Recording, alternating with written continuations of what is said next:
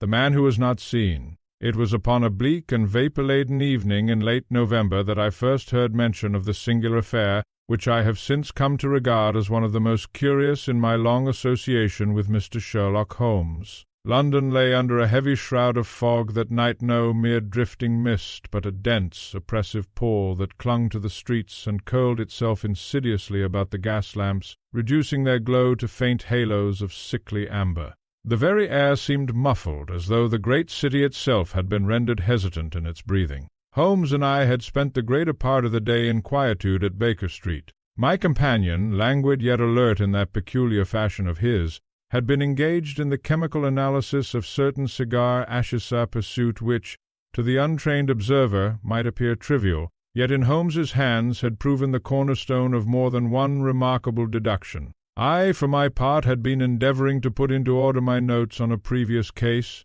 though I confess my attention wandered often to the rhythmic tapping of Holmes's fingers upon the arm of his chair, sure sign that his formidable mind was restless. "You perceive it, Watson," he said suddenly, without turning his gaze from the small tray of grey residue before him. "I perceive that you are dissatisfied," I replied, smiling faintly over the rim of my teacup. "Dissatisfied?" "Profoundly so. London is too quiet. It is never a good sign when human ingenuity takes a holiday. It suggests that something more subtle is afoot. You anticipate a case, then?" "I do not anticipate it, my dear fellow, I feel it." He leaned back, steepling his long fingers beneath his chin. "There is a tension in the air, much like that which precedes a storm. One does not see the lightning at once, but one knows it must come." His words had scarcely settled in the room when a sharp and urgent knock sounded at the door below, followed by the unmistakable tread of Mrs. Hudson upon the stairs. Holmes's eyes flickered with sudden interest. "Ah," he murmured. "Observe, Watson, the storm breaks." The door opened, and Mrs. Hudson entered, her expression betraying a mixture of curiosity and unease. "There is a gentleman to see you, Mr. Holmes," she said. "Though I must confess, sir, I have never seen the like of him. He insists it is a matter of the gravest importance." Holmes rose at once. "Pray show him up, Mrs. Hudson." Moments later the visitor entered, and I must admit that for an instant I understood our landlady's perplexity.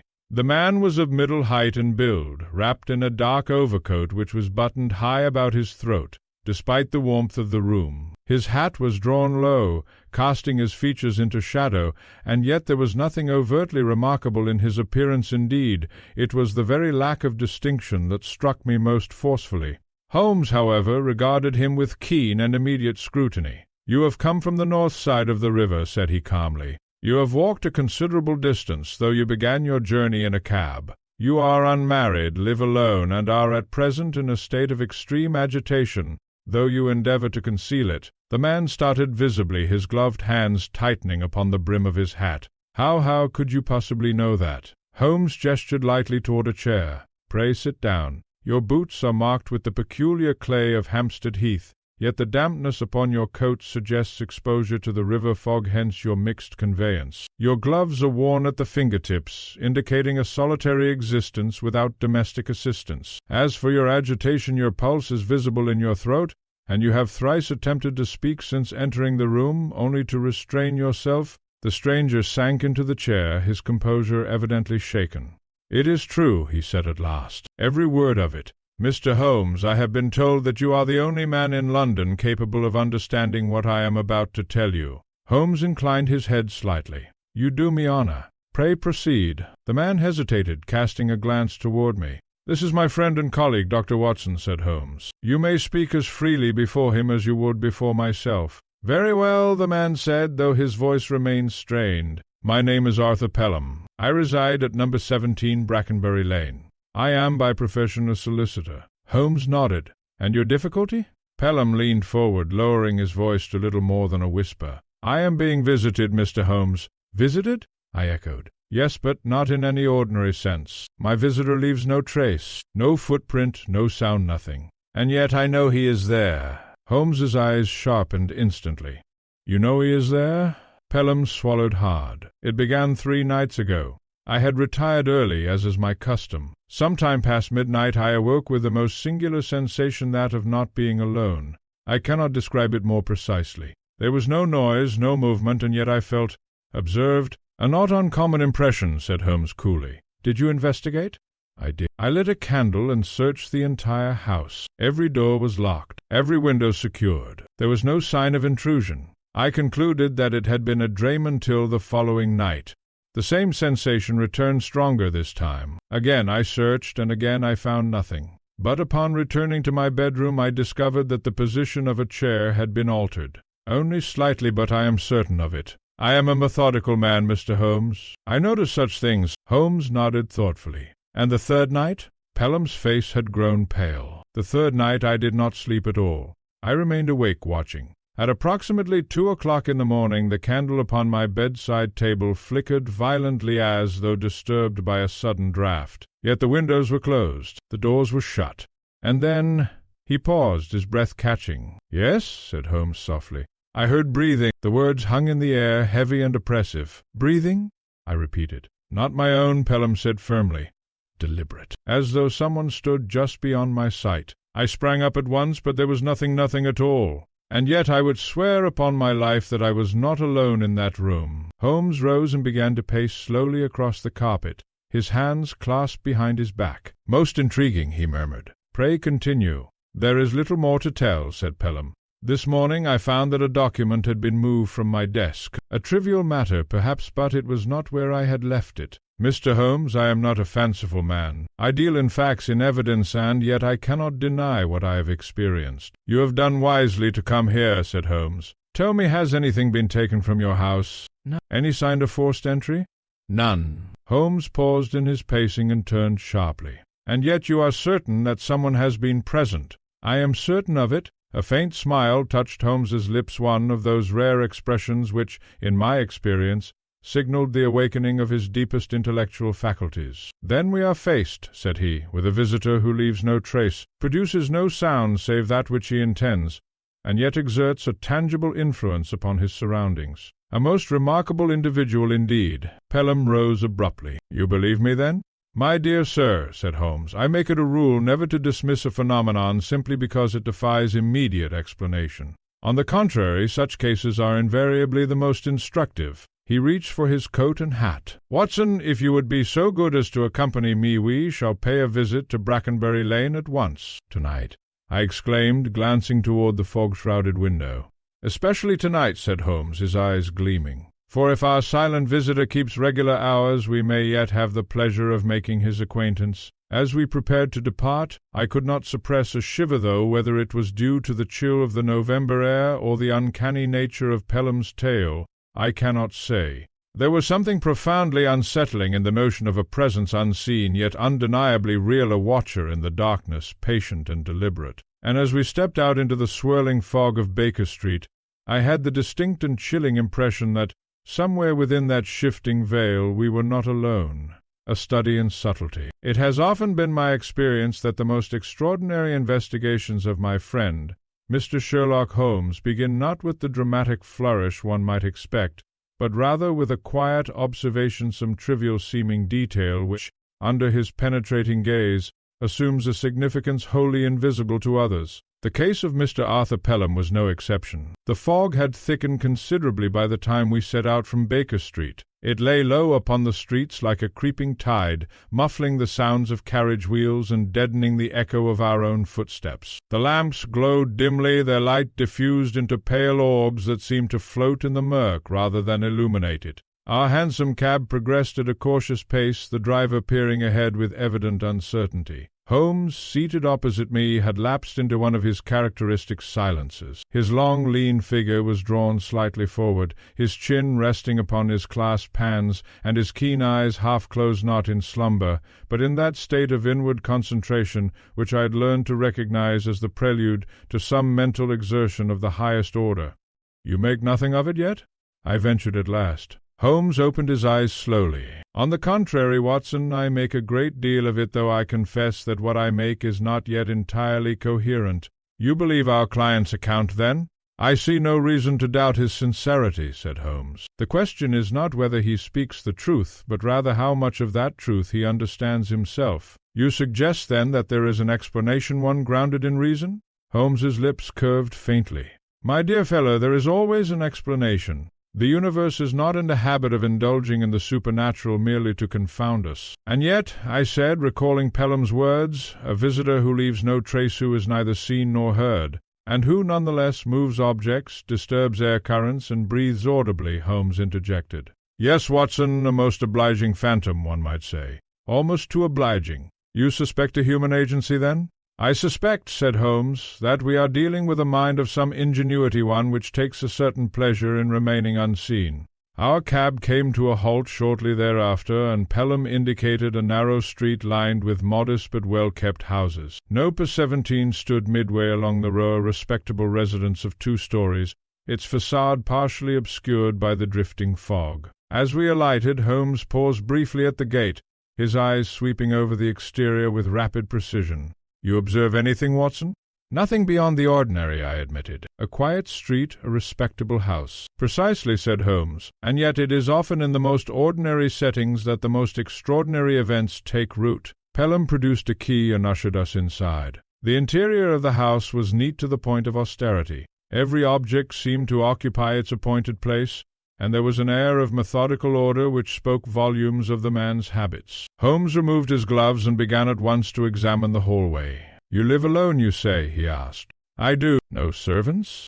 I prefer to manage my affairs myself. Holmes nodded approvingly. A commendable independence. He moved slowly through the ground floor, pausing at intervals to inspect the carpet, the skirting boards, and the locks upon the doors. I followed closely, notebook in hand, though I confess that I could discern nothing of particular interest. The windows? Holmes asked. All secured, said Pelham. I checked them myself. Holmes tested each in turn, finding them indeed fastened from within. He murmured. No sign of tampering. We ascended to the upper floor, where Pelham led us to his bedroom, the scene of the disturbances. It was a plainly furnished chamber containing a bed, a writing desk, a chair, and a small bedside table upon which stood a candle. Holmes entered without a word and began his examination. Show me, said he. Pelham indicated the chair. It was here, precisely here, when I retired. In the morning it had shifted only by a few inches, but enough that I noticed it at once. Holmes knelt beside the chair, his fingers brushing lightly over the carpet. No marks, he said. No indentation beyond what one would expect from its ordinary use. He rose and moved to the desk. And the document? It was in this drawer, said Pelham, opening it. When I awoke it had been placed upon the desk itself. Holmes examined the drawer, then the surface of the desk. Curious, he murmured. Do you see something? I asked eagerly. Perhaps, said Holmes, though it is as yet only a suggestion. He turned suddenly to Pelham. You say you heard breathing? From where? I cannot be certain. It seemed close, very close. Holmes stepped to the center of the room and stood perfectly still. Watson, said he, do you feel anything? I hesitated. Only the chill of the room. Precisely. And yet observe. He moved toward the window and held his hand before it. A faint current, he said. Almost imperceptible, but present nonetheless. But the window is closed, I protested. Indeed, said Holmes, and yet air does not move without cause. He examined the frame closely, then the wall beside it. Ah, he said softly. What is it? I asked. Holmes did not answer at once. Instead, he turned back to Pelham. Tell me, have you noticed any odor? Anything unusual? Pelham frowned. No. Holmes nodded slowly. Very well, said he. We shall remain here tonight. Pelham stared at him in astonishment. You mean to stay? Most certainly. If your visitor is as punctual as you suggest, we may yet have the opportunity to observe him directly. And if we do? I asked. Holmes's eyes gleamed faintly in the dim light. Then, my dear Watson, said he, we shall discover whether he is truly as silent as he believes. Thus it was arranged. Pelham retired to a chair in the corner, while Holmes and I took up positions near the bed. The candle burned low, casting long and wavering shadows upon the walls. Outside the fog pressed against the windows like a living thing, and the distant sounds of London seemed swallowed by its embrace. Time passed with excruciating slowness. The clock upon the mantel marked each minute with a soft, deliberate tick, and I found my senses strained to their utmost, alert to the slightest disturbance. Holmes, by contrast, remained utterly motionless, his eyes fixed upon the darkness, his expression one of calm and patient anticipation. At length, as the hour approached 2, I became aware of a subtle change in the atmosphere of the room. It was not a sound, nor a movement rather, it was a sensation, elusive and intangible, yet unmistakable, a presence. I glanced toward Holmes. His eyes had narrowed, and I saw, with a sudden thrill, that he too had perceived it. The candle flickered. Once, twice. Then, quite suddenly, it guttered violently, as though disturbed by an unseen force. Pelham gave a stifled cry, and in that instant clear, distinct, and undeniably real. I heard it, a slow, measured breath, not my own, not Holmes's, but another's, very near, very deliberate. Holmes sprang to his feet. "Now!" he cried. What followed, however, was so swift and so utterly confounding that even now I struggle to set it down with clarity, for, though we were 3 men in that room, alert and watchful, the thing we sought remained as elusive as the very fog that shrouded the streets beyond. And yet Holmes smiled, a thin, knowing smile, as though, in that fleeting moment, he had glimpsed something the rest of us had not, something that would in time unravel the mystery of the silent visitor. The disturbance in the dark. It is no small challenge, I assure the reader, to commit to paper those impressions which are formed in moments of heightened tension when the faculties are strained to their utmost and the boundary between perception and imagination becomes perilously thin. Yet I shall endeavour, as faithfully as I am able, to recount the events of that extraordinary night in Mr. Pelham's chamber. Holmes's sudden exclamation, sharp, decisive, and charged with energy, seemed to cleave the oppressive stillness in two. "Now!" he cried. In the same instant he sprang forward with a swiftness that I have rarely seen equalled. His hand shot out toward the space beside the bed, toward nothing, as it appeared to my bewildered eyes, and yet his movement was so precise, so assured, that one might have believed he grasped at some visible object. I followed, though far less gracefully, my heart pounding with a mixture of excitement and dread. Pelham, meanwhile, had risen halfway from his chair, his face ashen, his eyes fixed upon the empty air before us. "Did you see it?" he gasped. "Silence," said Holmes sharply. We froze. For a moment, no more than a heartbeat, there was nothing. The candle, having nearly expired in its violent flicker, cast a feeble and uncertain glow. The shadows danced upon the walls like spectres in some fevered dream. And then, again that sound, a breath, measured. But this time there was something more. A faint displacement. I cannot describe it with certainty, save to say that the air itself seemed to bend as though disturbed by the passage of something unseen yet substantial. It was not a movement one could follow, nor a shape one could define, but rather an absence, a subtle distortion in the very fabric of the space before us. Holmes moved again, but more cautiously now. His hand hovered, fingers outstretched, tracing the air, as though he sought to feel what he could not see. "Remarkable," he murmured. Suddenly there came a soft but distinct sound, a creak, as of wood under pressure. "The chair!" cried Pelham. We turned as one. The chair, the very chair which Pelham had earlier indicated, shifted. Not by much, not dramatically, but unmistakably. It moved. No hand touched it. No visible force acted upon it. And yet it slid inch by inch across the carpet. I confess that a chill ran through me at the sight, so unnatural, so wholly at odds with reason, that for a fleeting instant I felt the grip of something akin to superstition. Holmes, however, showed no such weakness. "Watson, observe carefully," he said, his voice low but steady. "I am observing," I replied, though my eyes scarcely knew where to fix themselves. The chair ceased its movement as abruptly as it had begun. Then silence. Holmes straightened slowly, his expression one of intense concentration. "It is gone," said Pelham in a trembling voice. "No," said Holmes quietly, "not gone. Merely withdrawn." He moved at once to the window, examining it with renewed interest, then to the wall, then the floor. His movements were rapid now, purposeful, as though the fleeting manifestation we had witnessed had confirmed some long-held suspicion. "Watson," he said, "the candle." I handed it to him. He held the flame close to the wall beside the window, so close that I feared it might scorch the paper. For several seconds nothing occurred. A faint flicker. Not of the candle, but upon the wall itself. "Do you see it?" Holmes whispered. I leaned in. At first I saw nothing. Then just at the edge of perception I caught it. A line, so fine as to be almost imperceptible, running vertically along the wall. Holmes smiled faintly. "As I suspected." "What is it?" I asked. "A door, Watson." "A door?"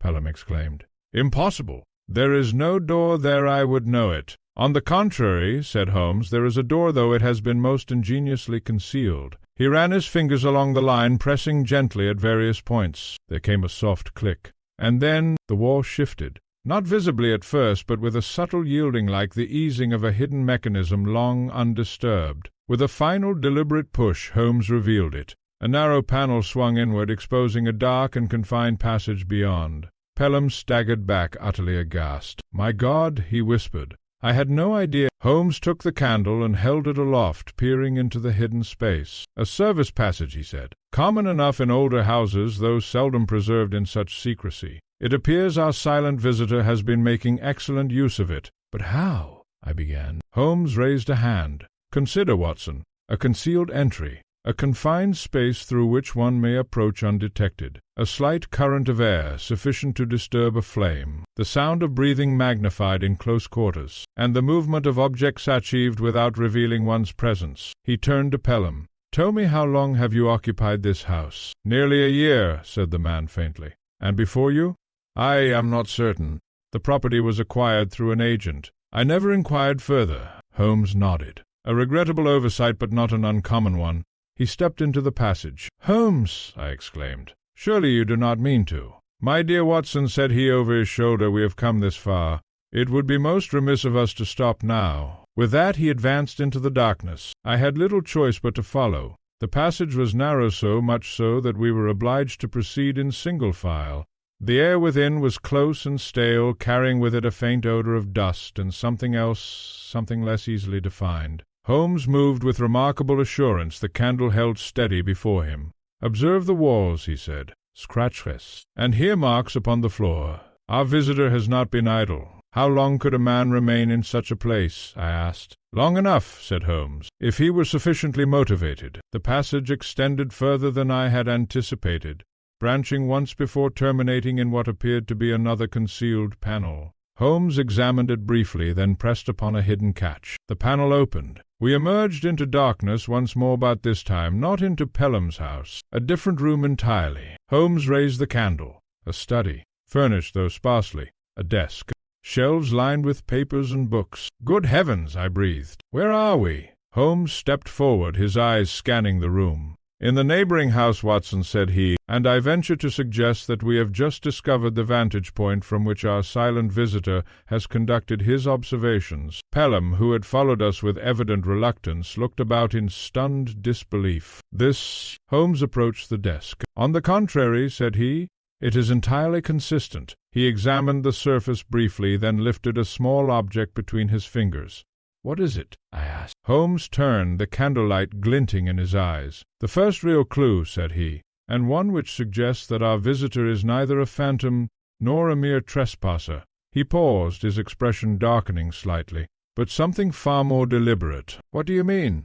Pelham asked. Holmes placed the object upon the desk. "A man," said he quietly, with a purpose. And though he did not elaborate further, I could not shake the impression that we had, in that moment, crossed the threshold from the curious into the truly dangerous. For the silent visitor, it seemed, had not merely been watching. He had been waiting. The room beyond the wall. The discovery of the hidden passage might, in itself, have satisfied a less exacting mind than that of my friend. Indeed, I confess that I, for one, felt that the principal mystery, the means by which the so-called silent visitor had entered and departed unseen, was already laid bare before us. Yet Holmes, as was his habit, appeared only to grow more intent, more absorbed, as each layer of the puzzle was removed. "It is never the mechanism alone that interests me, Watson," he remarked, as he stood in the dimly lit study of the adjoining house. "One must always ask to what end." The room into which we had emerged bore the unmistakable signs of recent occupation, though it was curiously devoid of personality. The furnishings were sparse: a writing desk, a straight-backed chair, and a narrow shelf containing a modest selection of books. There were no pictures upon the walls, no ornaments upon the mantel, nothing, in short, to suggest the habits or tastes of the individual who had made use of the place. Pelham lingered uneasily near the concealed panel, casting nervous glances over his shoulder, as though half expecting the wall to close upon us without warning. "This house, it has been empty for months, or so I was led to believe." Holmes, who had already turned his attention to the desk, gave a soft murmur of interest. "Empty, you say?" "That is a most convenient assumption." He lifted once more the small object he had previously discovered, a slender sliver of metal, no longer than a matchstick, and bent at one end into a delicate hook. "What do you make of this, Watson?" I took it from him and examined it closely. A fragment of wire, perhaps? I suggested. It appears to have been fashioned for some specific purpose. Precisely, said Holmes. And that purpose, I think, is not without significance. He reclaimed the object and slipped it into his pocket. Observe also the desk, he continued. The surface is too clean. No dust, no stray fibers. It has been wiped recently and with care. Our visitor is a man who values precision. And secrecy, I added. Holmes inclined his head slightly. Just so. He moved to the shelf and ran his finger along the spines of the books. A curious selection, he said. Legal texts chiefly. A volume on property law, another on inheritance statutes, and here a directory of London residences. Pelham started visibly. Legal texts? But I am a solicitor myself. Those are the very works I consult in my own practice. Holmes turned sharply. Indeed? That is most interesting. You think what? That this man is studying me? Pelham's voice trembled slightly. But why? Holmes did not answer at once. Instead, he crossed to the window and drew back the curtain slightly. The fog pressed thickly against the glass, obscuring the view beyond. At present, said he, we concern ourselves with what is certain. Our unknown visitor has established a concealed vantage point. He has observed you within your own chamber, and he has done so repeatedly, and with deliberation.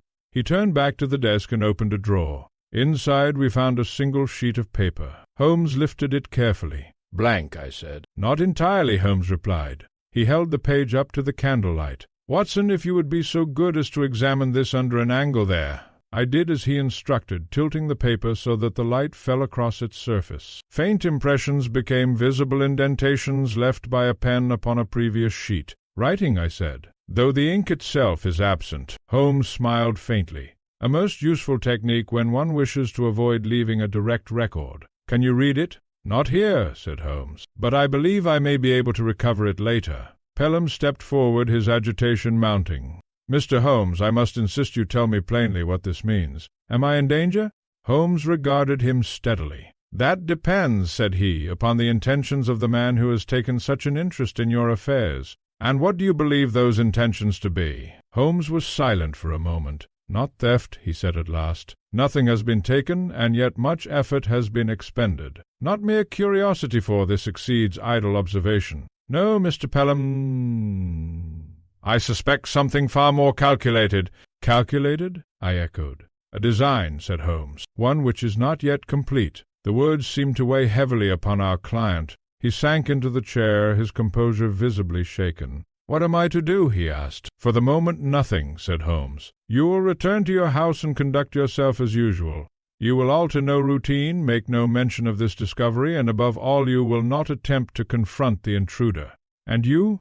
I asked. Holmes's eyes gleamed faintly. I shall do what I always do, Watson. I shall observe, and I shall wait. He cast one final glance about the room before extinguishing the candle. We have learned enough for one night, he said. The rest must follow in its own time. The journey back to Baker Street was conducted in near silence. Pelham, who had accompanied us part of the way, departed at the corner of his street with many expressions of gratitude, though his unease remained evident. Holmes, meanwhile, appeared lost in thought. You are forming a theory, I said at last. I am forming several, he replied, most of which I expect to discard. And the remaining one?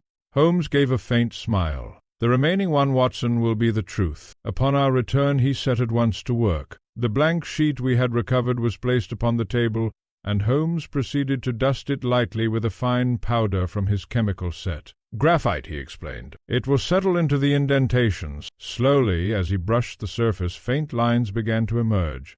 Words. I leaned closer, my interest keenly aroused. Can you make it out? I asked. Holmes did not reply immediately. His eyes moved rapidly across the page, his expression sharpening with each passing second. At last he spoke. Yes, he said quietly. I can make it out. Well. Holmes set the paper down and looked at me. It is a list, said he. A list of what? Names, Watson. Names? Holmes nodded. Several of them. And among them. He paused. Yes? I pressed. Holmes's gaze turned thoughtful, almost grave. Among them, said he slowly, is the name of our client. A chill passed through me. You mean? That Mr. Pelham is not merely being observed, Holmes continued, but catalogued. For what purpose? Holmes rose and moved to the window, gazing out into the fog. That, said he, is the question upon which this entire case must turn. He stood there for some time, silent and unmoving, while I considered the implications of what we had discovered. A hidden passage,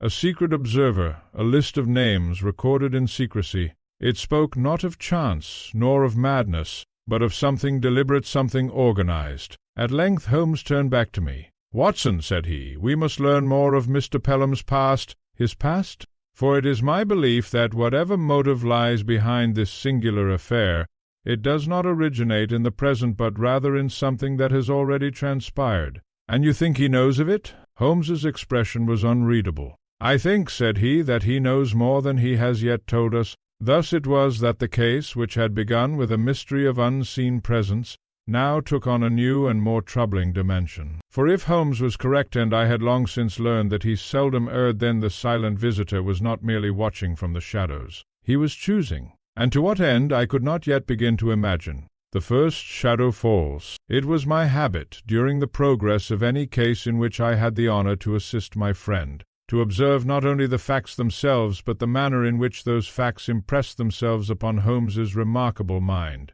There are, as I have often remarked, certain moments when a case ceases to be merely curious and assumes instead a darker, more urgent character. Such a moment now presented itself. The morning following our nocturnal exploration of Brackenbury Lane broke with little improvement in the weather. The fog had lifted somewhat, yet the sky remained a dull and oppressive grey, casting over London that peculiar melancholy which seems to seep into the very bones of its inhabitants. Holmes, however, appeared invigorated rather than subdued. He had risen earlier even than his usual habit when engaged upon a problem, and I found him already dressed and pacing the sitting-room when I entered.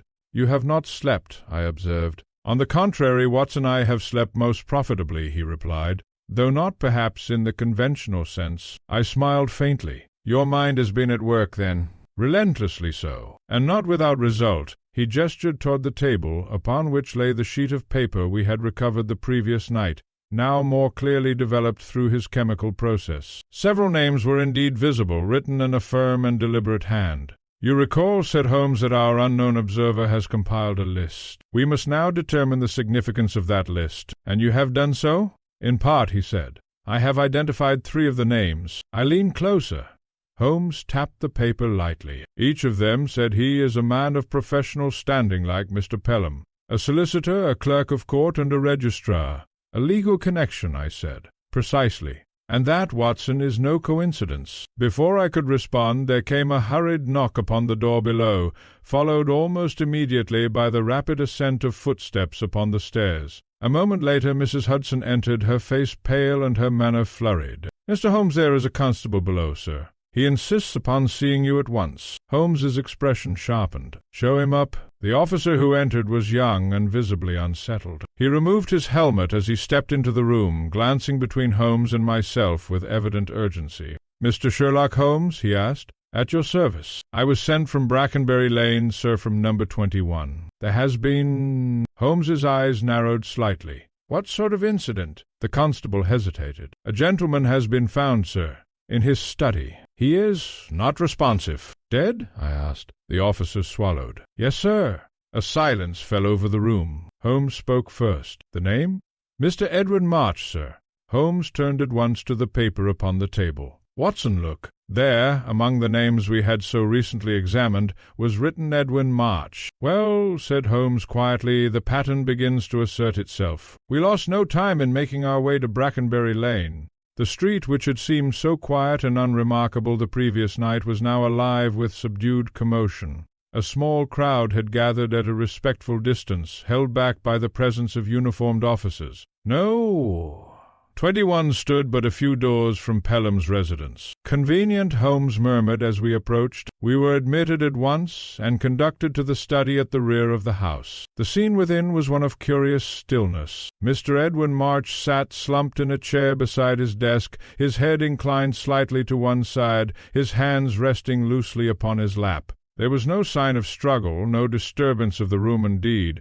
Everything appeared so orderly that, at first glance, one might have supposed the man merely asleep.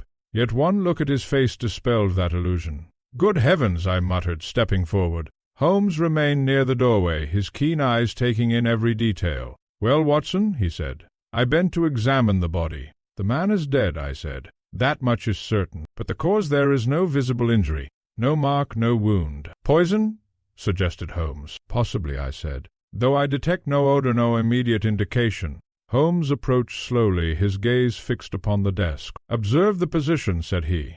"Composed. No sign of alarm." "Then he may not have anticipated danger," I replied. "Or," said Holmes softly, "he did not perceive it." He turned his attention to the room itself. "Windows?" "Secured," said the constable. "From the inside." "Doors?" "The same." Holmes nodded. "A familiar arrangement." I straightened, troubled. "You mean?" "That our silent visitor has paid another call," said Holmes. At that moment a man in plain clothes entered, clearly of higher rank than the constable. "Ah, Mr. Holmes," said he, "I had hoped you might be brought in on this. Inspector Hale of Scotland Yard." Holmes inclined his head. "A pleasure, Inspector, though I fear the circumstances are less agreeable." Hale gestured toward the body. "No signs of forced entry. No apparent cause of death. It's as though the man simply ceased." Holmes gave a faint smile. "Nothing is ever quite so simple, Inspector. You have a theory?" "I have an interest," said Holmes, "which I believe may soon develop into something more substantial." He crossed once more to the desk and examined its surface. "Watson," he said quietly, "note the arrangement of the papers." I did so. "They are too undisturbed," Holmes replied. "A man at work does not leave his desk in such perfect order." Inspector Hale frowned. "You think someone has been here?" "I do more than think it," said Holmes. He moved toward the wall specifically, the wall which adjoined Pelham's house. "Inspector, have you examined this property for concealed passages?" Hale looked taken aback. "Passages? No, there's been no indication of such a thing." Holmes smiled faintly. "There rarely is." He ran his fingers lightly along the wall. "Watson, you recall the construction of Pelham's house?" "Perfectly," I said. "Then you will appreciate the symmetry," Holmes replied. Within moments he had located it. Another concealed panel. Inspector Hale stared in astonishment as Holmes pressed upon the hidden catch and revealed the narrow passage beyond. "Well, I'll be," he began. "Quite," said Holmes. He turned back to the body. "Inspector, I believe you're dealing not with an inexplicable death but with a highly controlled and deliberate act, carried out by a man who has perfected the art of unseen access." "And his motive?" Hale asked. Holmes's gaze darkened slightly. "That," said he, "is the more troubling question. As we left the house some time later, I found myself deeply unsettled. Holmes," I said, "this is no longer a mere curiosity. A man is dead and our client's name appears upon that list." "Just so," said Holmes. "Then he is in danger." Holmes glanced at me. "Undoubtedly. Should we not warn him, take precautions?" "We should do both," said Holmes calmly. "But first we must understand why." He paused, looking back toward the row of houses. Two men connected by profession. Two houses connected by hidden design. One observer moving between them unseen. "And a list," I added. "Yes," said Holmes. "A list that diminishes." I felt a chill at his words. "You believe that Mr. Pelham is next?" Holmes finished. He was silent for a moment. "Watson," said he at last, "I believe that unless we act with precision and with speed we may soon find ourselves standing over yet another silent witness." And as we turned once more into the grey London streets, I could not rid myself of the growing conviction that we were no longer merely pursuing a mystery, but racing against it, the pattern of selection. It is a singular truth, often remarked upon in the course of my chronicles, that the most dangerous adversaries are not those who act with violence or spectacle, but those who proceed with method quietly, deliberately, and with a purpose concealed beneath layers of apparent insignificance. The events of that morning had impressed this truth upon me with renewed force. Holmes and I had scarcely returned to Baker Street when he threw himself into his armchair, his long fingers steepled and his gaze fixed upon the ceiling. It was a posture I knew well, one which signified that his mind was assembling its scattered impressions into some cohesive form. "You observe, Watson," he began at last, "that our case has advanced from the theoretical into the demonstrable." "A man is dead," I said gravely, "and another may soon follow." Holmes inclined his head slightly. "Quite so. And yet it is not the death itself which most concerns me, but the selection." "The selection?" "Consider why these men, why Pelham, March, and the others upon the list. What common thread binds them together?" "The legal profession," I said promptly. "An obvious connection," Holmes replied, "but insufficient. London contains thousands of legal men. Why these particular individuals?" I confess I had no answer. Holmes rose abruptly. "We must return to our client," said he. There are questions yet unasked and answers, I suspect, reluctantly withheld. Mr. Arthur Pelham received us with visible relief, though that relief quickly gave way to alarm when Holmes informed him of Mr. Edwin March's death. "Dead?" he repeated, his face draining of color. "But that is impossible. I saw him only last week. He was in perfect health." "And yet," said Holmes quietly, "he now occupies a rather less active condition." Pelham sank into a chair, visibly shaken. "And you believe this silent intruder is responsible?" "I do not believe it," Holmes replied. "I consider it highly probable." Pelham covered his face with his hands. "Then I am lost." "Not necessarily," said Holmes, "but your safety depends upon your candor. You must tell me everything that might bear upon this matter." "I have already told you all I know." Holmes's eyes hardened slightly. "No, Mr. Pelham. You have told me what you consider relevant. I ask now for what you consider irrelevant." Pelham looked up, confused. "I do not understand." "Then allow me to assist you," said Holmes. "You are a solicitor. Your work brings you into contact with matters of inheritance, property disputes, and legal claims. Have you, within the past year, been involved in any case, however minor, which might have given rise to resentment?" Pelham hesitated. "There are always disputes," he said. "It is the nature of the profession." "Name one," said Holmes. Pelham shifted uneasily. "There was a matter concerning an estate, a rather contentious affair." Holmes leaned forward slightly. "Go on." "It involved the division of property following the death of a certain Mr. Alistair Fenwick. There were irregularities in the will, competing claims. It was—" Holmes's eyes gleamed. "Complicated cases are my favorite kind. Pray continue." "The estate was substantial," Pelham went on. "Several parties laid claim to it, distant relatives, business associates, even a former servant, if you can believe it. And how was the matter resolved? In favor of the principal heir-nephew, I believe. The other claims were dismissed." "Dismissed upon whose authority?" Pelham swallowed. "Mine. I was responsible for reviewing certain documents and advising upon their validity." Holmes exchanged a brief glance with me. "And the other names upon the list?" he asked. "March, for example, was he involved?" Pelham nodded slowly.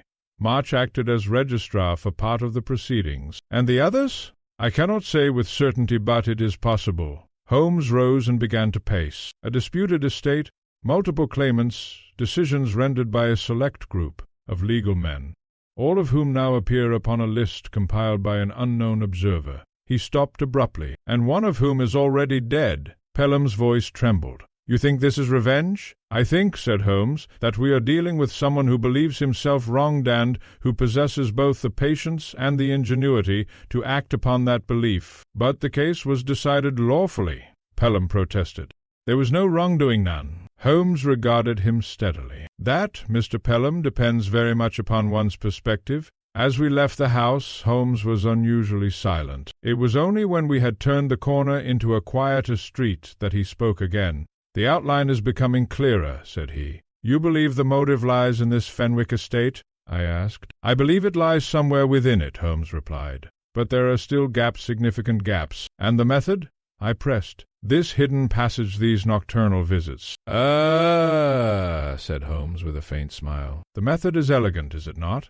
To observe without being seen, to approach without detection, to instill fear before action. You think the fear itself is intentional?" "Most assuredly," said Holmes. "Our visitor does not merely act, he prepares. He conditions his victim. By the time the final moment arrives, the mind is already unsettled, already vulnerable." I shuddered slightly. "A most sinister design." "On the contrary," said Holmes, "a most intelligent one."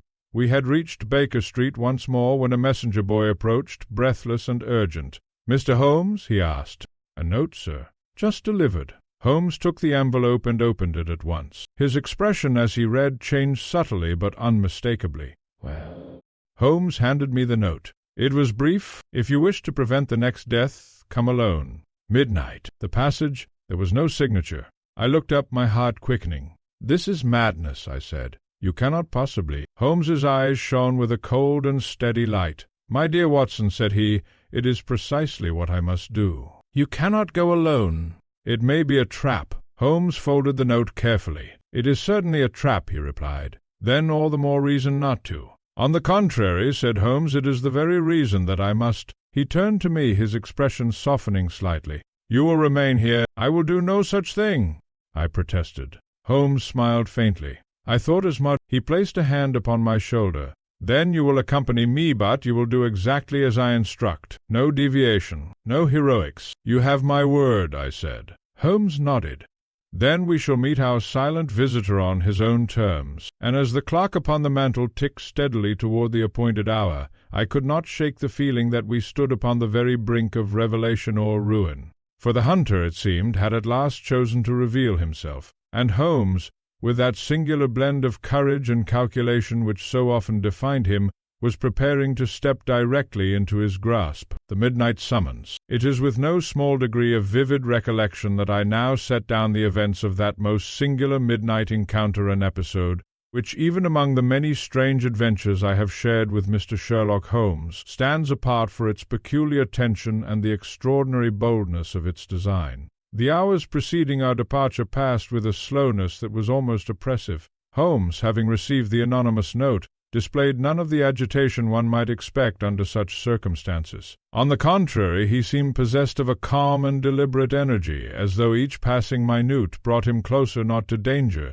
but to resolution. He spent the evening in quiet preparation. At intervals he consulted his notes, examined once more the impressions upon the recovered sheet, and even took the trouble to revisit the curious fragment of bent wire we had discovered in the adjoining room. Yet he offered no explanation of his conclusions, and I, accustomed as I was to his methods, did not press him. At length, as the clock upon the mantel chimed the 12:15, Holmes rose. "It is time, Watson." We donned our coats and stepped out once more into the London night. The fog had returned, though not with the same density as before. It drifted in long, wavering strands, parting and reforming with each breath of wind, so that the gas lamps seemed alternately to emerge and vanish like distant stars obscured by cloud. Our journey to Brackenbury Lane was conducted in silence. Holmes's pace was brisk, his posture erect, his gaze fixed steadily ahead. I could not help but feel that we were advancing toward some unseen threshold, one beyond which the true nature of our adversary would at last be revealed.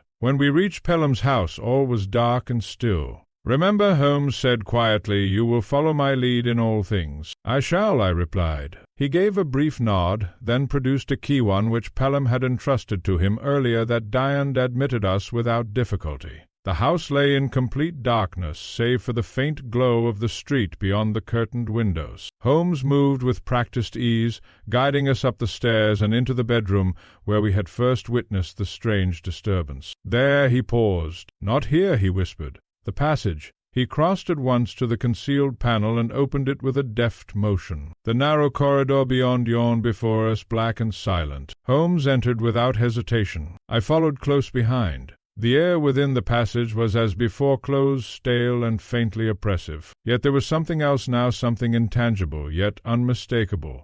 We advanced slowly, our progress guided only by the dim light of a shuttered lantern which Holmes had brought for the purpose. The faint glow revealed the rough surfaces of the walls, the narrowness of the space, and the subtle marks which spoke of repeated use. At length we reached the branching point, and beyond it, the concealed exit into the adjoining house. Holmes extinguished the lantern. "Not a sound," he murmured. We stood in darkness. The silence was absolute. For several moments nothing occurred.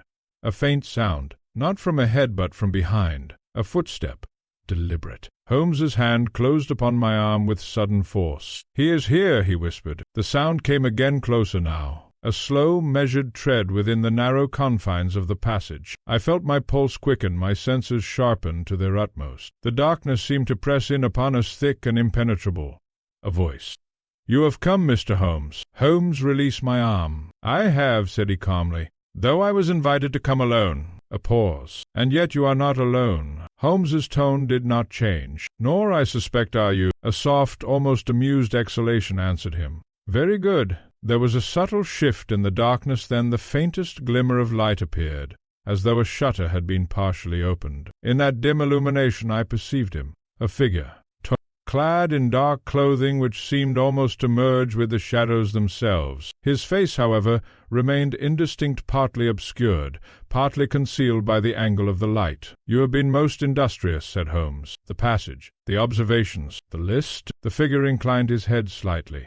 "You are as perceptive as they say." "And you," Holmes replied, "are as deliberate as your methods suggest." The man gave a faint smile, though it was one devoid of warmth. "Deliberation is necessary, Mr. Holmes, when one has waited as long as I have." "For justice?" Holmes asked quietly. "For balance," the man replied. There was a pause. "You have already taken one life," said Holmes. "You intend to take another?" "I intend," said the man, "to complete what was begun." "And you believe that murder will achieve this balance?" The man's tone hardened slightly. "I believe that those who distort justice should not be permitted to hide behind it." Holmes stepped forward just enough that the faint light caught the edge of his profile. "Then you consider yourself an arbiter," said he, "a corrector of wrongs." "I consider myself," the man replied, "a necessary consequence." Holmes was silent for a moment. "And Mr. Pelham?" he said at last. "What is his crime?" The figure did not answer immediately. Instead, he reached into his coat and produced something small, something metallic. The faint light glinted upon it. The same slender curve, the same delicate hook, the wire. "You recognize it," said the man. Holmes's eyes flickered. "It is a simple instrument," the man continued, "yet remarkably effective. One need not be seen to act. One need only understand the environment and the weaknesses within it." "You speak of method," said Holmes, "but method alone does not justify intent." "No," said the man quietly, "but intent, once formed, demands completion." He took a step forward. "And tonight, Mr. Holmes, you have placed yourself between that intent and its fulfillment." I felt a sudden surge of tension. "Holmes," I began, but Holmes raised a hand. "No, Watson." His voice was calm, almost serene. "You have gone to great lengths," Holmes said to the man. "You have constructed a system of observation. You have instilled fear. You have executed one act and prepared for another." The man said nothing. "And yet," Holmes continued, "you have overlooked one essential point." "Oh?" said the figure. "Yes," said Holmes softly. "You have assumed that you alone understand the pattern." There was a silence.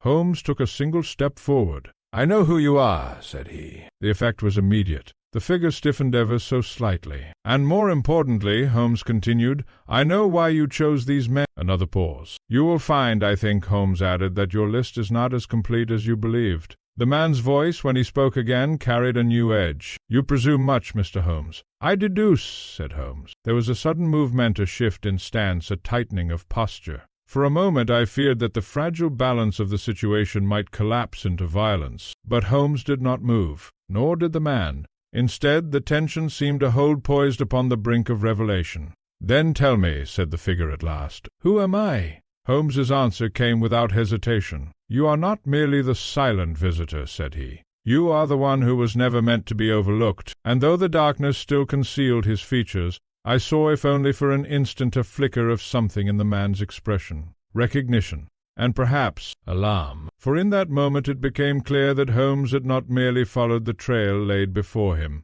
He had stepped beyond it, and in doing so had begun to unravel the mind behind the silence itself. The man in the passage. There are moments in the course of an investigation when the tension between two minds, each alert, each calculating, becomes more compelling than any physical struggle. Such was the case in that narrow and shadowed passage, where Holmes and the unknown man stood facing one another, in a silence so charged that even the faint stirring of air seemed to carry meaning. "You are the one who was never meant to be overlooked." Holmes's words lingered, deliberate and precise. The figure did not move at once. When he spoke, however, there was a subtle shift in his tone, less assured, though still controlled. "You speak in riddles, Mr. Holmes." "Not at all," said Holmes calmly. "On the contrary, I speak with the utmost clarity. You have constructed this elaborate, designed this system of observation and intrusion not merely to frighten, nor even solely to punish, but to correct an omission." The man's silhouette shifted slightly. "You assume too much." "I assume only what the evidence compels me to assume," Holmes replied.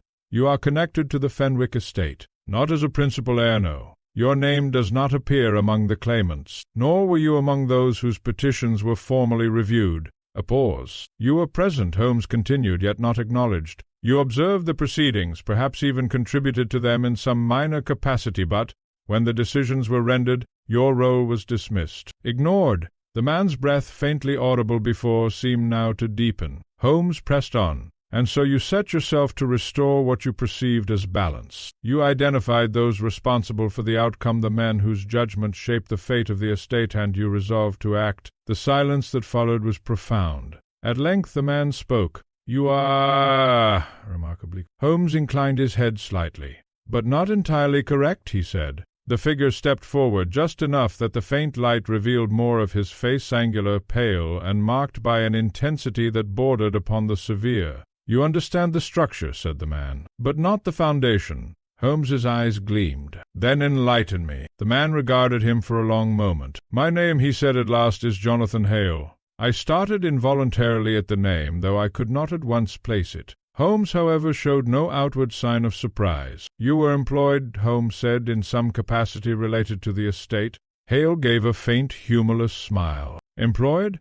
That is one way to describe it. I was entrusted with the preliminary examination of the documents, the wills, the letters, the records of ownership. I was the first to see them in their entirety. A clerk, then, I said. Hale's gaze flickered toward me. A clerk, he repeated. A convenient term for one whose work is essential, yet whose voice carries no weight. Holmes remained still. And you discovered something, he said. Hale's expression hardened. I discovered the truth. And what truth was that? That the will upon which the entire decision rested was flawed. Holmes's eyes narrowed slightly. In what way? It was incomplete, said Hale. There existed an earlier document, one which altered the distribution significantly. It named an additional beneficiary, one whose claim, if acknowledged, would have changed everything. And this document? Holmes asked. I presented it, Hale replied. I submitted it for review. I argued its validity, but I was dismissed, overruled. My findings were deemed inconclusive. By whom? Holmes asked quietly. Hale's gaze sharpened. By them, he said.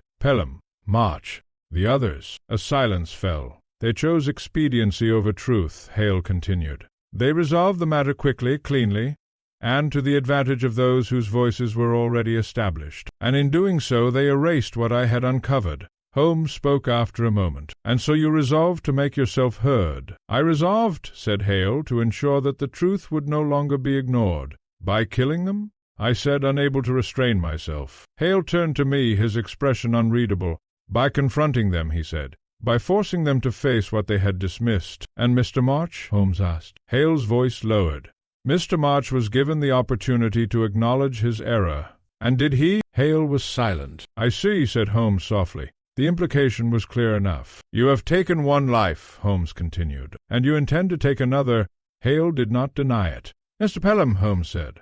And the others upon your list? In time. Holmes took a step forward. And what of the additional beneficiary, he asked, the one named in the earlier document? What became of him? For the first time something like emotion flickered across Hale's face. He received nothing, he said. Nothing at all. Who was he? I asked. Hale's eyes met mine. A man without influence, he said, without standing, without a voice. Holmes regarded him steadily. And you have taken it upon yourself to speak for him. I have taken it upon myself, Hale replied, to correct an injustice. Holmes was silent for a moment. Then answer me this, he said at last. If your purpose is justice, true justice, why conceal yourself? Why these shadows, these passages, these silent visits? Hale's lips curved faintly. Because, he said, it is only when a man is alone, truly alone, that he can no longer hide behind his position, his authority, his reputation. In the darkness, Mr. Holmes, there is no courtroom, no audience, only the truth and the man who must face it. And if he refuses? Holmes asked. Hale's expression did not change. Then the consequence follows. A heavy silence settled between them. Holmes broke it. You are wrong. The words were quiet but firm. Hale's eyes narrowed. Am I? Yes, said Holmes. Not in your observation that may well be accurate, but in your conclusion. You have mistaken grievance for righteousness. You have substituted your judgment for that of the law, and in doing so, you have become precisely what you claim to oppose. Hale's voice hardened. I have become necessary. No, said Holmes. You have become dangerous? There was a shift subtle but unmistakable. The balance was breaking. You would protect them, Hale said. I would prevent you, Holmes replied. For their sake? For yours, said Holmes quietly. The words seemed to strike something deeper than argument. For a brief moment Hale said nothing.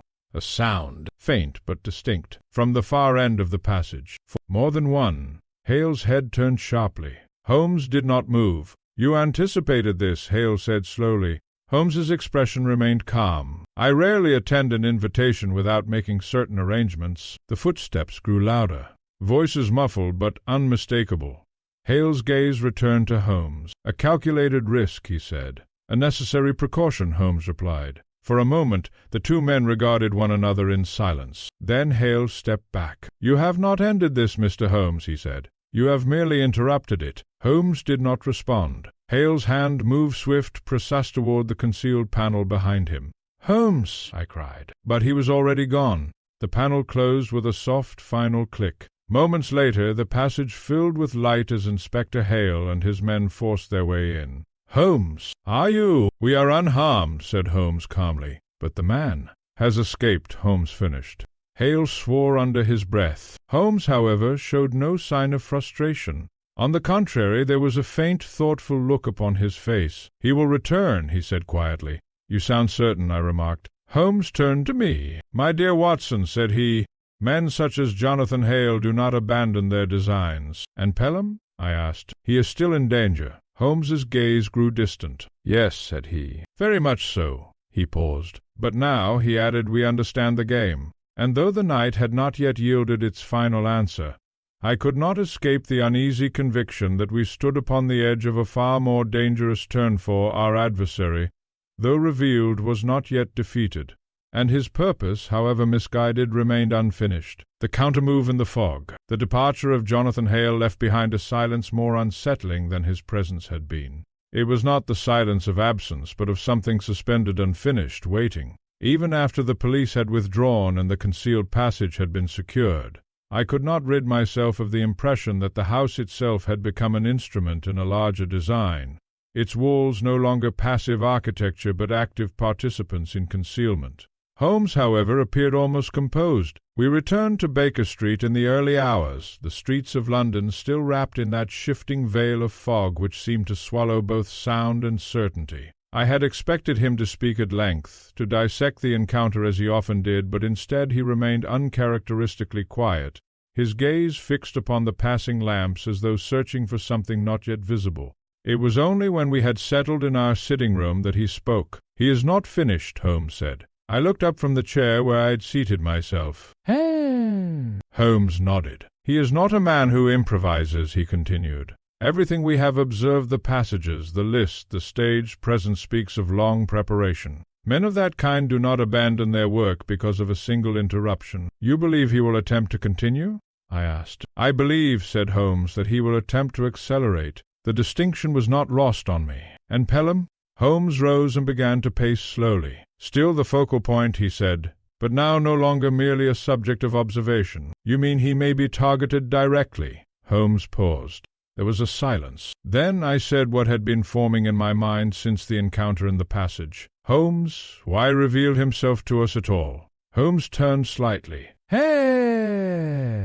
"If he has gone to such lengths to remain unseen, why speak? Why explain his motives?" Holmes's expression tightened slightly in thought. "Because," he said at last, "he wished to be understood." "That seems inconsistent with his methods," I replied. "On the contrary," Holmes said quietly, "it is entirely consistent." He returned to his chair and sat down, steepling his fingers. "Consider, Watson. He has constructed a system in which he is invisible. Yet invisibility, once achieved, carries its own burden. It isolates. It removes acknowledgment. You think he desires recognition?"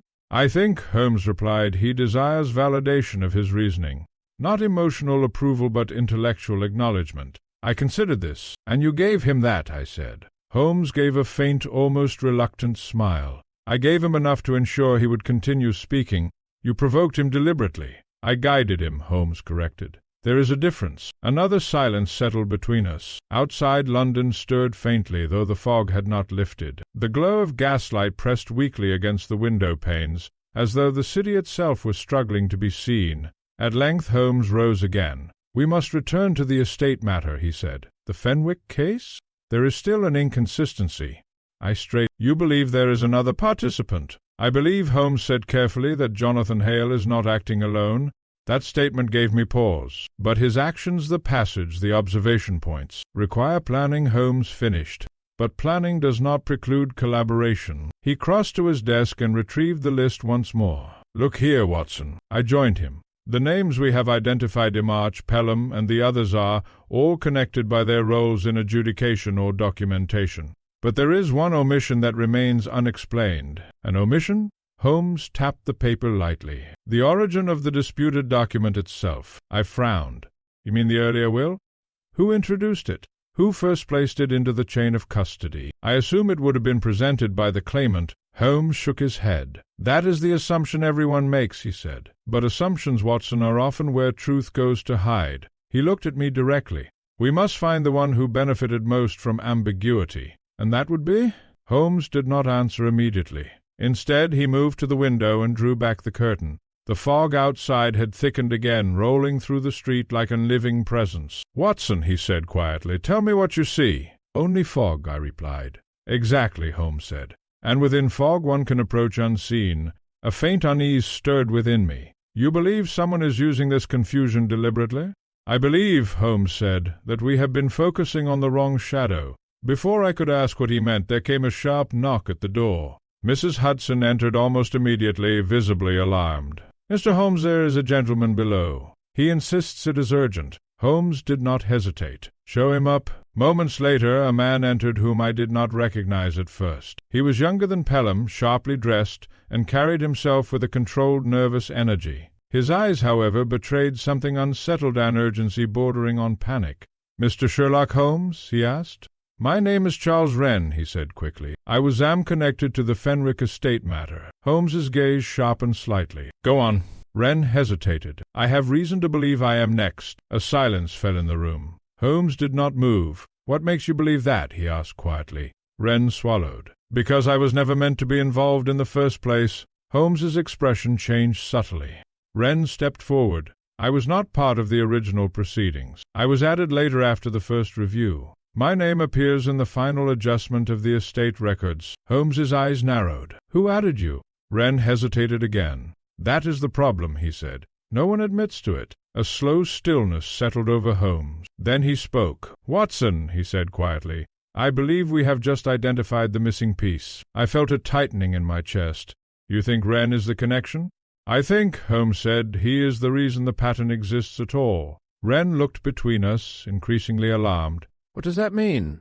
Holmes turned fully toward him. "It means," he said, "that the selection is not based on guilt." A pause. "It is based on exposure." Wren's face paled. "I don't understand." Holmes stepped closer. "Someone," he said, "ensured your name entered the record." "And that makes me a target?" Wren asked. Holmes's voice lowered. "No," he said.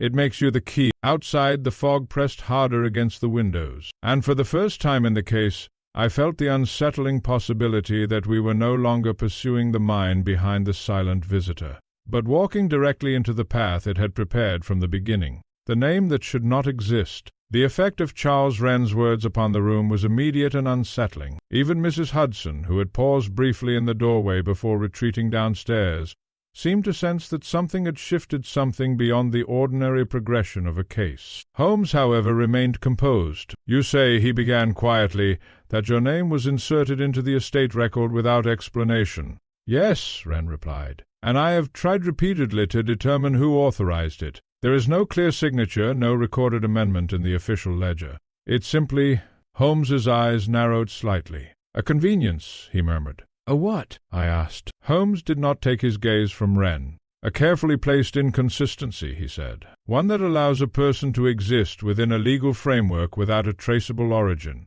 Wren shifted uneasily. "I assure you, Mr. Holmes, I did not ask to be involved in any of this." Holmes nodded. "I believe you," he said. That answer, oddly enough, seemed to unsettle Wren further. "Then you understand," Wren continued, "why I fear I may be next. Mr. March is dead. Others connected to the case are being removed, and I am the only one whose inclusion cannot be explained." Holmes stepped away, pacing slowly. "Tell me," he said, "what exactly was your role after your name appeared?" Wren hesitated. "I was asked to verify supplementary documentation. Minor clarifications, nothing substantial." "By whom?" Wren frowned. "That is part of the confusion. Requests arrived indirectly through clerks, intermediaries. No direct instruction bearing authority." Holmes stopped pacing. "Indirect channels," he said softly. "And yet you complied." "I had no reason not to," Wren replied. "It was presented as routine." Holmes turned slightly toward me. "Watson," he said, "observe the pattern." I looked between them. "I am not sure I understand it yet." Holmes gestured lightly toward Wren. A man is inserted into a legal process without origin. He is then used to validate or adjust information. Those who formally authorize the original decision begin to disappear. He paused. And now the inserted man fears he will be removed as well. Wren's voice lowered. That is precisely my fear. Holmes returned to the desk and tapped the list once more. Then we must ask a simpler question, he said. Not who is being targeted, but why these rows are necessary at all. Wren looked uncertain. I do not follow. Holmes's gaze sharpened. Every name we have encountered serves one function within the estate matter, he said. Validation, registration, adjudication, or amendment. Yes, I said slowly, that has been established. But, Holmes continued, none of these rows create the document in question. A silence followed. He looked directly at Wren. You were not present at the origin of the will. No, Wren admitted. I arrived after, and yet Holmes said you were added into the system that governs its interpretation. Wren nodded hesitantly. Holmes's voice became quieter. Which means, he said, someone required continuity. A chain of legitimacy that could be extended, modified, or corrected without visible fracture. I felt a slight unease at his wording. You mean the system itself was being manipulated, I said. Precisely, Holmes replied. Wren's face tightened. Then who is doing it? Holmes did not answer immediately. Instead, he walked to the window and looked out into the fog once more. It is not a question of who now, he said at last. It is a question of who benefited when the original document was accepted without challenge. And who was that? I asked. Holmes turned slightly. That, he said, is what we must determine before the next step is taken. A sharp knock sounded at the door below. All three of us turned instinctively. Mrs. Hudson's hurried footsteps approached once more. She entered visibly distressed. Mr. Holmes, she said quickly, there is another visitor. He refuses to give his name. He insists it cannot wait. Holmes exchanged a brief glance with Wren. Show him up, he said calmly. A moment later the door opened. The man who entered was older than Wren, dressed plainly but with the unmistakable bearing of someone accustomed to administrative authority. He paused when he saw Holmes, as though reassessing his decision to come. Mr. Sherlock Holmes, he asked. My name is Arthur Glenmore, he said. I was the presiding registrar in the Fenwick matter. Wren stiffened immediately. Holmes studied him carefully. You were not on the list we examined, Holmes said. Glenmore gave a short, uneasy exhale. I was, he replied, until I wasn't. Holmes's eyes narrowed. Glenmore stepped forward slightly. My name was removed from the final record shortly after the case was concluded, he said. Officially, I was reassigned. Unofficially, I ceased to exist within the documentation. Wren spoke sharply. That is impossible. Glenmore turned to him. And yet here I stand. A heavy silence filled the room. Holmes moved closer.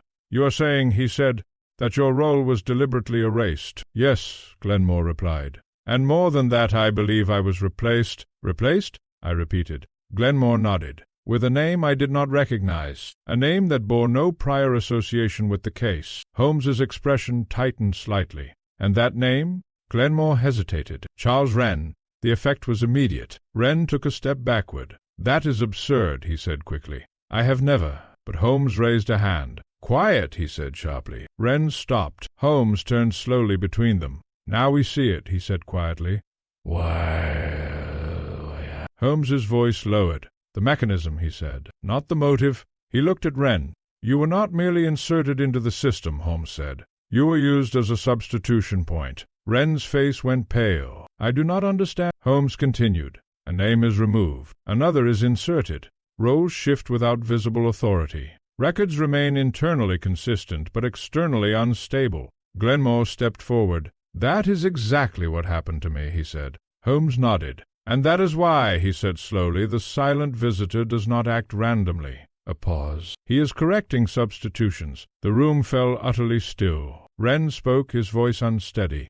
Correcting or eliminating? Holmes's gaze fixed on him. That, he said quietly, is what we must now prevent from becoming the next step. Outside the fog thickened once more against the glass, and for the first time since the case began, I understood with chilling clarity that we were no longer dealing with a single act of vengeance, but with a system that had begun to consume its own record of truth, the breaking of the pattern. I have often observed that Holmes's most formidable deductions do not arrive with sudden flourish, but rather with a quiet consolidation like scattered threads drawn invisibly into a single tightening knot. Such was the atmosphere in our sitting-room that night after the arrival of Glenmore, Wren, and the unsettling revelation of substitution within the Fenwick records. For a long time after Glenmore had finished speaking, no one moved. The fog pressed heavily against the window-panes, as though London itself were leaning in to listen. Holmes broke the silence at last. "Gentlemen," he said calmly, "you have provided me with something of considerable value."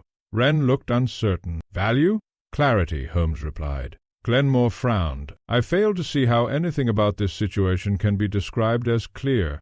Holmes turned slightly toward him. "On the contrary," he said, "it is becoming increasingly structured." I exchanged a glance with Wren. Neither of them appeared reassured. Holmes returned to his chair and steepled his fingers. "We now have 3 distinct elements," he said. "First, a disputed estate with a document whose legitimacy is unstable. Second, a sequence of legal actors whose roles have been quietly altered or erased. Third, a figure, Jonathan Hale, who has been systematically removing those connected to the instability. And I," Wren said quietly, "am at the center of it." Holmes did not deny it. "You are at a point of convergence," he corrected. "Not necessarily origin." "That distinction offers little comfort," Wren muttered. Holmes ignored the remark. "What matters," he continued, "is that the system we are examining is not random. It is procedural. It reacts to changes within its own structure." Glenmore shook his head slightly. "You speak as though the estate records themselves are alive." Holmes gave a faint smile. "Not alive," he said, "but designed." That word hung in the air. I felt a faint unease at the implication. "You are suggesting," I said slowly, "that someone constructed the documentation in such a way that it can be altered without detection?" "Not merely suggested," Holmes replied. "I am observing it." Wren leaned forward. "But to what end?" Holmes's expression sharpened slightly. "That," he said, "is the question that remains obscured." A sudden knock interrupted him. All eyes turned toward the door. Mrs. Hudson appeared almost immediately, her expression now bordering on alarm.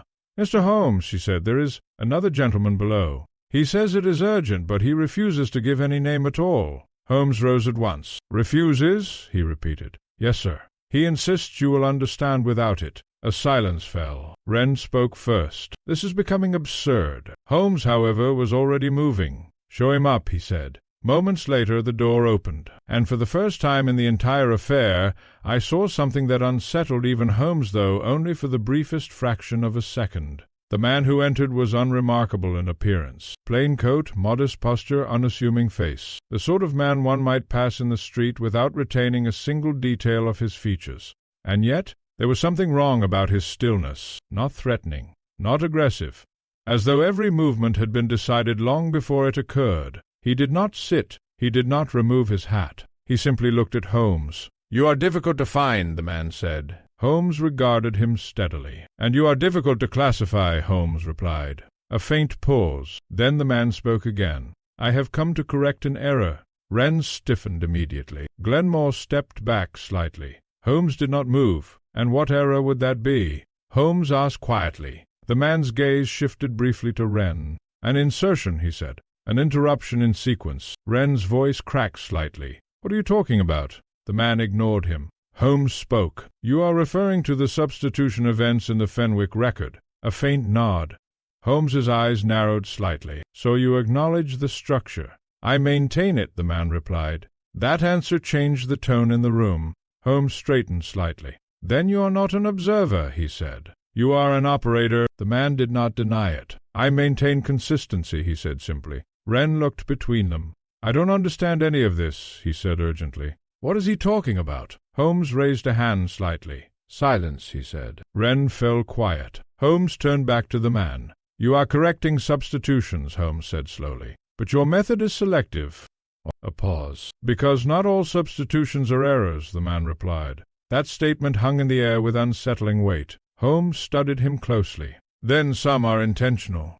Glenmore spoke suddenly. "This is insane. You are suggesting the legal record itself is being edited in real time?" The man looked at him for the first time. "It is not editing," he said. "It is maintenance." Holmes's expression sharpened. "Maintenance of what?" The man answered simply. "Outcome integrity." A silence followed that was deeper than anything yet experienced in the case. Holmes moved slightly closer. "And who determines what constitutes integrity?" he asked. The man looked directly at him. those who are tasked with preserving it. Holmes's voice lowered. And you are one of them? The admission was calm, unemotional. Wren's voice rose sharply. This is madness. You are speaking as though people are data points. The man turned slightly toward him. People are consequences of records, he said. Wren took a step back, visibly shaken. Holmes, however, remained focused. And Jonathan Hale, he asked. The man paused. A deviation response agent. That is to say? Holmes pressed. A correctional instrument, the man said. Holmes's eyes narrowed further. So Hale is not acting independently. No, the man said. Holmes exhaled slowly. And neither are you? A faint nod. No. A long silence followed. Then Holmes spoke again. Then tell me this, he said quietly. What happens when the correction itself becomes inconsistent? For the first time, something subtle shifted in the man's expression. Then, he said slowly, the system escalates resolution. Holmes did not move. And what does that mean for Mr. Pelham? The man looked at him directly.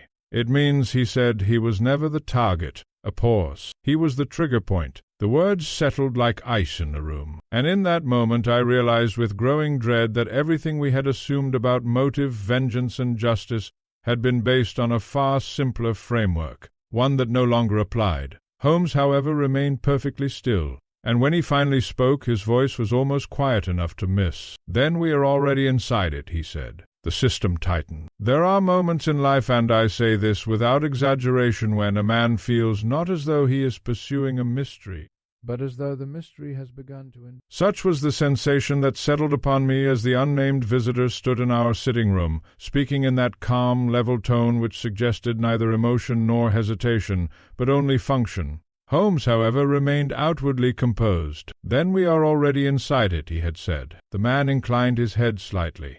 A silence followed. Not an empty silence, but one that felt structured as though even stillness had been accounted for. Holmes broke it at last. Inside what precisely? The man's gaze remained steady. The correction framework. Wren gave a short, uneasy laugh. This is absurd. You cannot seriously expect us to believe. Silence, Holmes said sharply. Wren stopped at once. Holmes did not look at him. His attention remained fixed upon the man. Explain the framework, Holmes said. The man hesitated only briefly. Legal determinations rely upon recorded sequence, he said. Evidence, review, adjudication, validation. When sequence integrity is compromised, outcomes become unstable. Glenmore spoke slowly, almost disbelieving. You are describing administrative procedure as if it were a living system. It is not living, the man replied. It is maintained. And when it fails? Holmes asked quietly. A pause. Correction is initiated. The words settled heavily in the room. Holmes paced once slowly.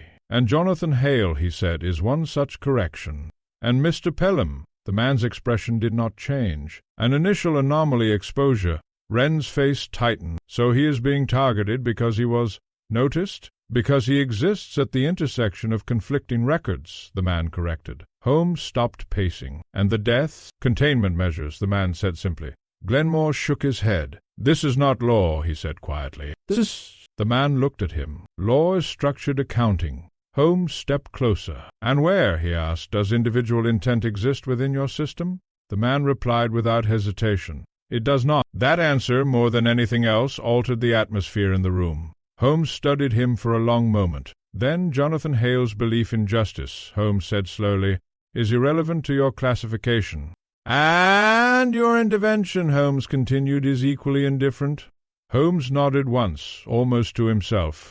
Wren spoke again, more cautiously this time. Then what happens to me? The man turned his attention to him. You are unresolved. That is not an answer, Wren said. It is the only current classification. Holmes's voice cut in. And Mr. Pelham? The man hesitated just slightly, still active. A faint tension returned. Holmes turned toward the window, gazing into the fog beyond. So the system is correcting deviation, he said quietly, but has not yet finalized its resolution.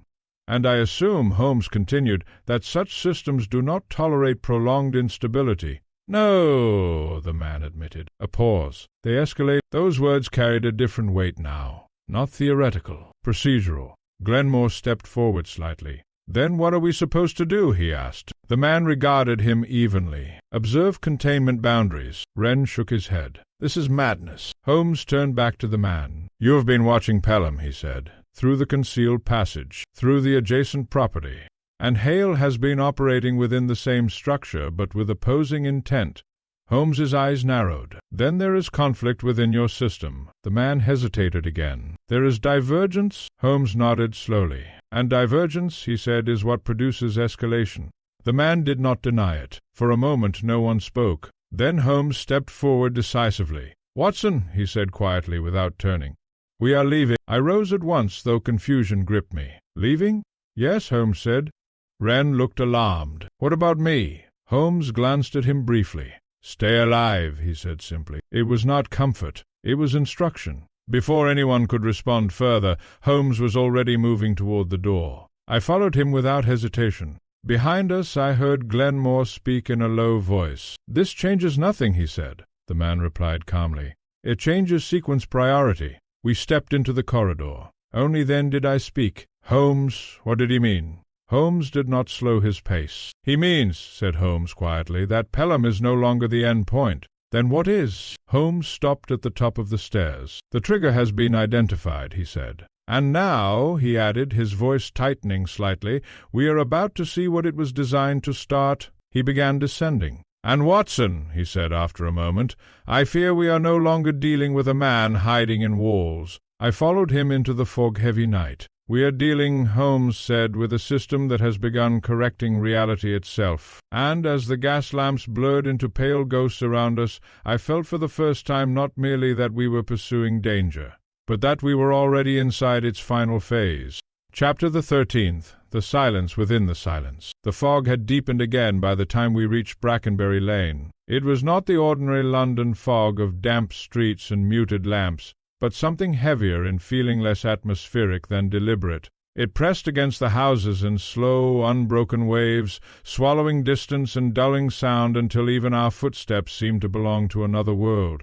Holmes moved with unusual urgency. Not haste, precisely. Holmes never hurried without purpose but a controlled acceleration, as though every conclusion he had reached demanded immediate verification. "You see it now, Watson," he said as we turned into Pelham Street. "I see only fog," I replied. "Exactly," Holmes said quietly, "and that is precisely the point." We reached the house. No. 17 stood unchanged, outwardly calm, almost indifferent. Yet I no longer trusted appearances in this case. Every ordinary detail now seemed capable of concealing something vast and unseen. Holmes opened the door without knocking. Inside the silence was immediate. Too immediate. "No lamps," I said. "None needed," Holmes replied. We moved through the hallway quickly. The house felt empty but not abandoned. It was the emptiness of something vacated in anticipation rather than departure. Holmes stopped suddenly at the foot of the stairs. "He is not here," I said. Holmes shook his head once. "No," he said. "He is elsewhere in the structure." "The passage?" Holmes did not answer. He was already moving again. We reached the concealed panel and entered without hesitation. The passage, once narrow and oppressive, now felt different. The air was not merely stale, it was disturbed, as though recent movement had altered its balance. Holmes paused, placing his hand lightly against the wall. "He has been through here," he said. "You can tell?" "The dust pattern is broken," Holmes replied, "and the air current is inconsistent." We advanced, and then we heard it. Not a voice, not footsteps, a sound like something settling. Holmes stopped instantly. "Watson," he said quietly, "do not move." We stood in absolute stillness. The sound came again. Closer now. Not approaching, already present. Holmes turned slightly, eyes fixed ahead. "He is not entering," he whispered. "He is completing—" I felt a cold unease rise within me. Completing what? A voice. Not from behind us, not from ahead, but everywhere at once within the passage. "You are late, Mr. Holmes." Holmes did not flinch. "You are early," Holmes replied. A pause. Then that same controlled voice we had heard before, the system voice, as Holmes had begun to call it in silence. "Containment threshold has been reached." Holmes's expression tightened slightly. "And Pelham?" he asked. A brief silence. "Resolved." The words struck like a physical blow. I stepped forward instinctively. "Resolved how?" I demanded. Holmes raised a hand, stopping me without looking. The voice answered. "Correction executed." Holmes closed his eyes for a fraction of a second, then opened them. "And Jonathan Hale?" he asked quietly. Another pause. Escalation absorbed. Holmes exhaled slowly. "So he failed." "No," the voice replied. A longer silence followed. He completed divergence confirmation. Holmes's gaze sharpened. "And what does that mean?" he asked. The answer came without emotion. "It means the system is no longer correcting individuals." A pause. "It is correcting interpretation layers." The air in the passage felt suddenly colder. Holmes spoke slowly. "You mean perception itself?" "Affirmative." I felt a tightening in my chest. "This is absurd," I said. "You are talking as though—" Holmes interrupted softly. "Watson, do not argue with what is already functioning." I fell silent. Holmes stepped forward slightly. "Where is the origin node?" he asked. There was a pause, a longer one this time. "Not accessible." Holmes's eyes narrowed. "Because it no longer exists as a fixed location." A silence followed that answer. Then Holmes said something I will never forget. "Then the system is no longer contained within the estate record." A pause. "It is contained within the decision chain itself." The voice did not respond immediately. When it did, the words were different, not mechanical, not neutral. Almost containment failure acknowledged. Holmes turned slightly toward me. "Watson," he said quietly, "step back." But before I could obey, the passage lights faint as they were flickered, not like a flame disturbed by air, but like a signal interrupted. Holmes moved instantly, pulling me backward. And in that same instant, the wall ahead of us shifted, not opened, not collapsed, reconfigured. The hidden structure we had followed for days no longer resembled a passage at all. The geometry itself seemed uncertain, as though the space had lost agreement with itself. Holmes stared at it for a long moment, then spoke softly. "So that is what Hale triggered." I forced my voice steady. "What is happening?" Holmes did not look at me. "The system," he said quietly, "has stopped distinguishing between record and reality." A pause. "And begun reconciling both." Behind us, faintly now, came movement, not footsteps, but structural adjustment, like the house itself reevaluating its internal logic. Holmes turned sharply. "We leave," he said. "And Pelham?" I asked. Holmes paused for only a fraction of a second. "He is already part of the outcome." We moved quickly back through the passage, which no longer felt stable in form. Sections seemed shorter than before, others longer. The space no longer obeyed memory. When we finally emerged into the house, the corridor behind us was silent, too silent. Holmes closed the panel firmly, then stood still for a moment. For once I saw uncertainty in his expression, not fear, but recalculation. "They are no longer removing people," I said quietly. Holmes nodded once. "They are resolving contradictions," he said. He looked toward the window, where the fog pressed thickly against the glass. "And Watson," he added quietly, "that is a process with no natural endpoint." A distant bell chimed somewhere in London, unclear, distorted by fog. Holmes straightened. "Come," he said. "Where?" I asked. Holmes's eyes were fixed forward now, sharp again, controlled again. "To the only place," he said, "where contradictions are still recorded before they are resolved." A pause. "The source of the original decision." And as we stepped once more into the fog-choked streets of London, I understood with final clarity that this was no longer a case of pursuit or resolution, but a confrontation with something that no longer behaved like a mystery at all, something that behaved like a system correcting everything it could reach. Chapter the 14th, the point where logic breaks. The streets of London that night no longer felt like streets. They felt like corridors of thought, narrow passages of meaning, shaped not by architecture but by something deeper and more abstract, as though the city had begun to reflect not what it was, but what it was being asked to become. Holmes walked ahead of me without hesitation, yet I noticed something unsettling. He was no longer consulting observation in the usual manner. His gaze no longer rested on physical detail alone, but on patterns of arrangement, distance between lamps, repetition in shadow, the rhythm of movement in fog. "You see it, Watson?" he asked quietly. "I see fog," I answered. Holmes gave a faint, almost tired smile. "Yes," he said, "but fog that behaves too consistently to be natural." We turned into a narrower street. The air here felt heavier still, and then Holmes stopped, not suddenly, not dramatically, but with the quiet certainty of someone who has arrived exactly where he expected to be. "This is it," he said. I looked around. There was nothing remarkable, no sign, no marker, no distinction. Just a building older than the rest, its stonework dulled by time and neglect, its windows dark as unlit eyes. "This is what?"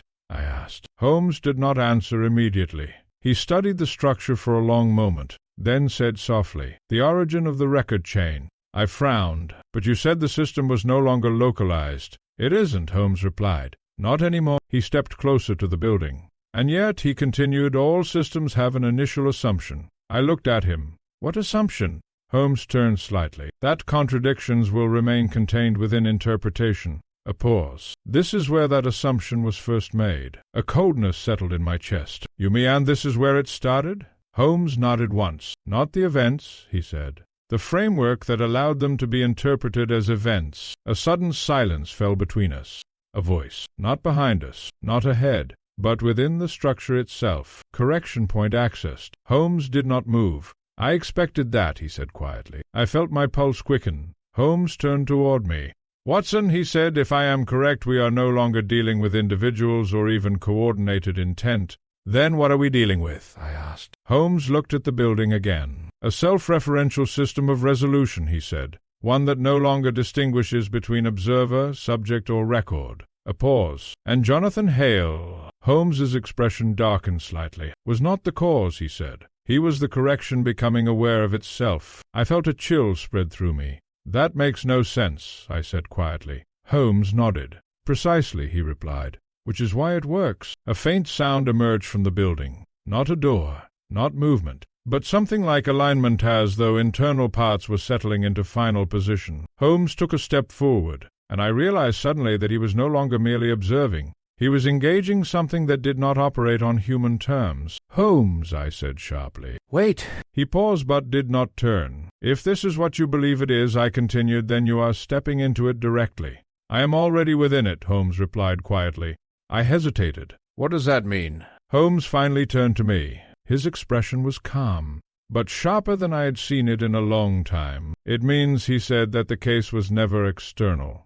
A pause. It began when the record first required correction. The fog around us thickened again. Or perhaps it was only my perception of it. The building ahead seemed less like a structure now, and more like an interface, something awaiting input, something prepared for resolution. Holmes stepped forward once more, and this time I followed without thinking. Inside there was no corridor in any conventional sense, no furniture, no evidence of occupation, only space that felt strangely defined as though boundaries existed without physical form. And within that space, a final voice, not distant, not fragmented, but complete. Final correction threshold Holmes stopped. So did I. Holmes spoke first. And what is the correction? He asked. A pause. Then the answer. Stabilization of contradictory records through removal of interpretive divergence. Holmes closed his eyes briefly, then opened them. So it ends with simplification, he said quietly. No, came the reply. A pause. With coherence, a long silence followed. Then Holmes turned slightly toward me. This is the moment, Watson, he said. What moment? I asked. Holmes's voice lowered. The point where logic stops describing the world, he said, and begins replacing it. The air around us seemed still, and for the first time since the case began, I understood that the true horror was not murder or secrecy or even manipulation of records, but the possibility that something had decided reality itself required correction. Holmes stood very still, then said softly, "Show me the origin of the contradiction," and the building, if it could still be called that, responded. The silence deepened, and everything began to resolve.